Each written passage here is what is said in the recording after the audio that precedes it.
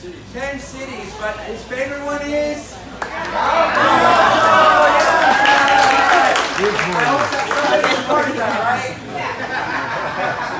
But anyway, thank you guys for joining us. James is a great friend from many years ago. He's doing such a fantastic job here in the district. Not only does he care deeply about people, he cares deeply about our community, about our elected officials. He cares a lot about what happens here in the city of Rialto and in his entire district. 10 cities that he's in charge of. So I want to welcome him. Everyone please give a big round of applause for our Assembly Member James Ramos.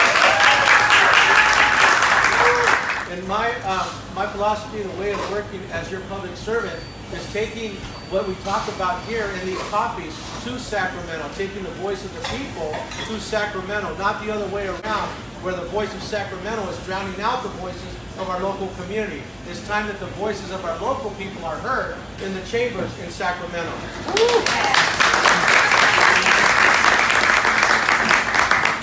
We continue to work on the issue of homelessness.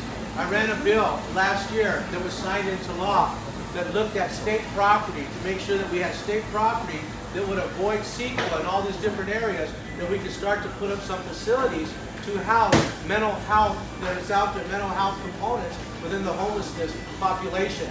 That continues to move forward. And now as my role as the Public Safety Budget Chair, we're looking for money to be able to uplift one of those facilities so that nonprofits could be able to move in there and start to offer those programs to those that are on the streets, specifically those with mental health components, to go into Patton State Hospital areas, that round that's there, that property that's there, there's buildings that are in there, and we're going to be able to use those buildings to start to move forward in some of these components.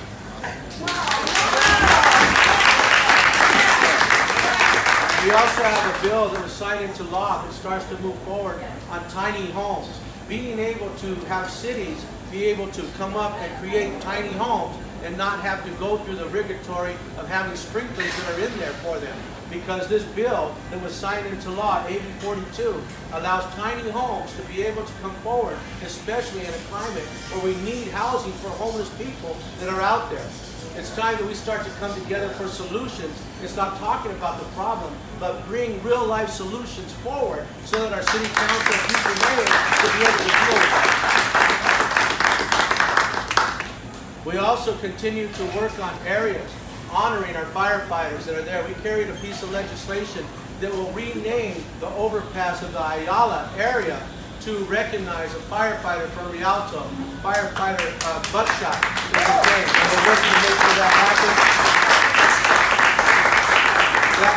That resolution was signed into law that's dedicated to the Ayala overpass, and we're working to make sure that happens here by the end of the year.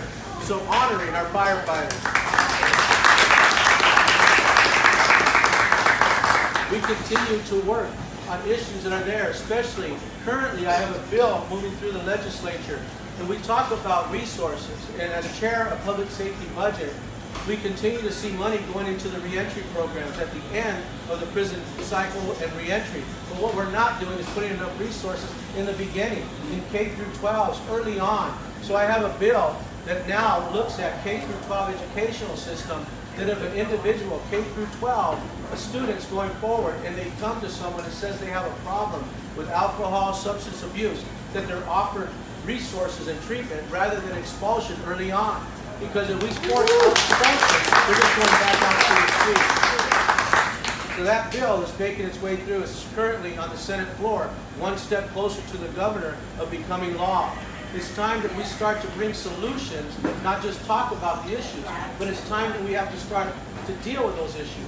Because statistics and data show that over 70% of adults that have substance abuse or have some type of area there started off in K through 12. It's time we start to get real on solutions moving forward to start to impact our community. That bill is making its way through the legislature now. We continue to work on standing up for small businesses, making sure that when businesses have to put money to the cities for CUP approval for a future general plan amendment, and they have to put money to get the CUP to open up, that they have mechanisms to audit the city to find out where that money's at and where it's truly being spent. It's time that we have a voice for our small business communities in our communities and in the cities, and especially here in the city of Rialto.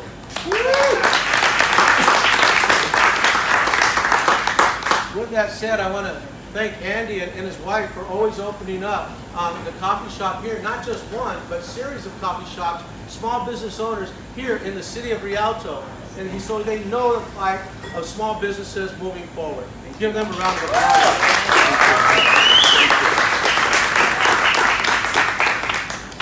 We continue to honor our veterans.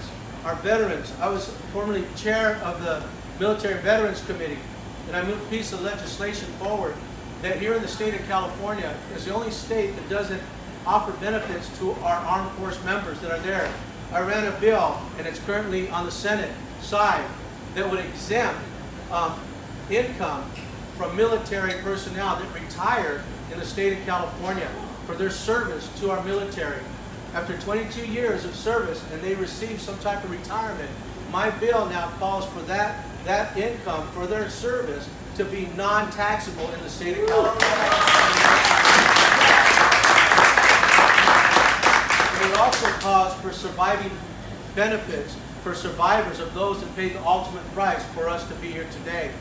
That bill exempts that payment also from survivors of military personnel that gave the ultimate price. It's time we honor our military veterans. We continue to work on all these issues that are drastically affecting our community. Certainly, we continue to stand up for our public safety officers that are out there day in, day out, our firefighters who respond to 911. It's time that we make sure that there's safety in our communities, making sure that when you go out to shop in areas, that you're able to go shopping freely without having to watch over your shoulders. It's time that we stand up and be side by side with our public safety officers in moving forward in these areas. Certainly with our firefighters responding to calls that are out there. And with our law enforcement officers that are out there protecting us day in and day out. It's time that we have to come together as a community and say what it is that we would like to see move forward. Safety within our small businesses. Safety is when we take our children out to go shopping. Safety when we call somebody to respond to our house, when we hear somebody banging on a door. It's time that we honor our public safety officers moving forward. It's time we stand united with them and moving forward and making sure our communities are safe for everyone in our community. Fentanyl is another area that we've been tackling. We've been tackling fentanyl since I've been in the legislature. Last year I got a bill through and that was signed into law that now would call on Cal State universities and others to be able to have test strips for fentanyl. Again, getting to the solution, right, of testing these fentanyls to find out what is deadly before somebody even partakes in that situation there. It's time that we come together to start to address these issues of fentanyl that's taken so many young lives. So these test strips are things that we move forward, and that was signed into law. Now the Cal State University systems are required to have test strips on campus. And we continue to move forward and support pieces of legislation that tackle this area. It's time that we come together as a community, and that those issues come to us from having coffees like this in the community. Hearing what's important to you, then we be able to advocate for that at the state level and bringing resolve back to our area. As chairman of the public safety budget in the state of California, we were able to bring into the budget and retain $103 million for VOCA, victims of crimes that the federal government pulled away. We were able to bring that back in to the budget, $103 million for victims of crime here in the state of California.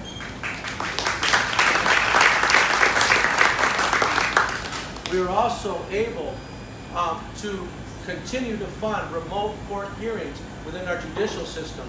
There was things that were going to be taken away from them, but we got 2 years worth of money for those remote court hearings to be done, making sure that our judicial system, our court system, continues to move here in San Bernardino County. These are things that we continue to work on. These are things that we want to continue to work on as your assembly member. These are issues that are important to us. These are issues that are important for our workers that are out there, our workers that give in and day out, but we also make sure that the balance is there for our small business owners, making sure that the victims' rights are something that we take into account.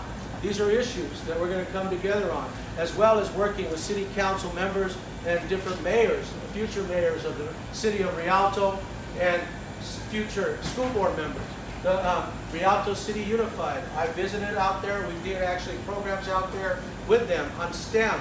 STEM is very important for us to keep moving forward in our community, to get behind the educational components of our young people, making sure that they truly understand that they have a safe place, an environment to learn, an area to move forward.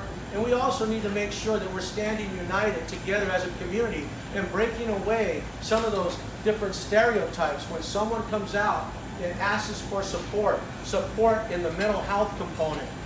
Mental health component is something, when I grew up, if you asked for help, somehow you were looked upon. We have to get past that. Mental health is important for our community, it's important for our young people, and it's important for all of us to be able to keep that sense of mental health moving forward. It's time that we stand together and break down that. I created in 2020 the Office of Suicide Prevention, which is working to be able to bring resources forward. These are things that now we have to talk about, because not talking about those issues isn't helping our community, and it's not helping those that suffer from those areas that are looking for resources. It's time that we come together as a state, as a federal agency, as local governments, to be able to put resources out there, to say that if you're challenged and you need some support for your mental health component, reach out and there's resources available to you. And if you know someone that is suffering from the mental health component, it's time that we start to push out there the number 988, that if someone is suffering, dial that number and you can get resources there. These are things that are important to our community. These are important to me as your representative in the state capitol. These are bills that we're working on to bring resolve to our community. We want to continue to represent you moving forward here in November. This is a state event, so I'm talking about the bills that we're moving forward and all those things. But I am on the ballot in November, and so if you could remember James Ramos, I would appreciate it.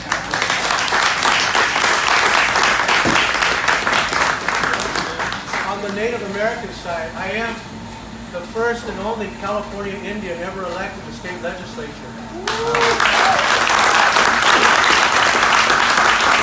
So I continue to tackle the issues of 170 years of neglect from the state of California of working with California's first people. A big crisis is the missing and murdered Native American women that goes on throughout the nation, but here in the state of California, California is number 5 of all states in the nation of not even investigating murders against Native American people. Here in the state of California, we were able to engage the Attorney General for a prosecution up in Pitt River, up north, for a murder that took place in 2020. The current DA of that area refused to prosecute. The Attorney General prosecuted, and that individual was prosecuted to 26 years to life for a murder of an Indian person on Pitt River Indian Reservation. Just 3 months ago, the Attorney General brought prosecution to that for a murder that was taking place. It's time that we actually stand up as a community to make sure that if wrong is being done to certainly California's first people, it's time that we unify around each other to ensure that their protection is also something that we carry forward. And it goes back into the educational components of what we learned in high school, growing up in junior high, about Indian people in the state of California. It was done without the input of California's first people. So I have a bill that's moving through the legislature on the Senate floor, one step closer to the governor, that talks about K through 12. That when we talk about the Spanish colonization, the Spanish missionary system, that you shall talk about the impact on California's first people. And when we talk about the gold rush era here in the state of California, that you shall talk about the impact on California's first people. It's ironic that in the year 2024, we have to go back into education to correct that history from the perspective of the Indian people themselves. but we know that the state of California wasn't kind to many of our people, and especially California Indian people. It's time that we correct that history. It's time that we tell the truth. It's time that we start to educate those here in the state of California about the true history of California's first people.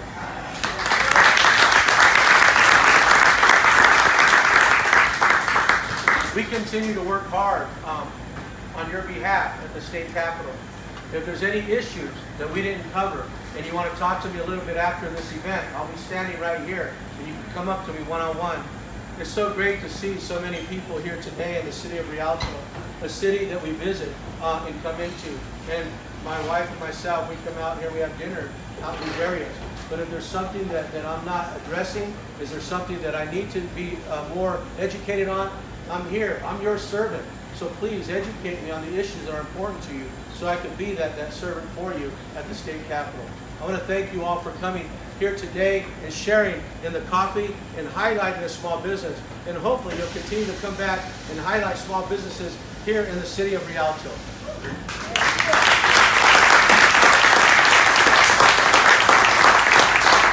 State Assembly. So anything in those areas that you would like to talk to me about, please come forward. Thank you again for coming forward. Again, big round of applause for our Assembly Member James Ramos. Thank you guys all for coming.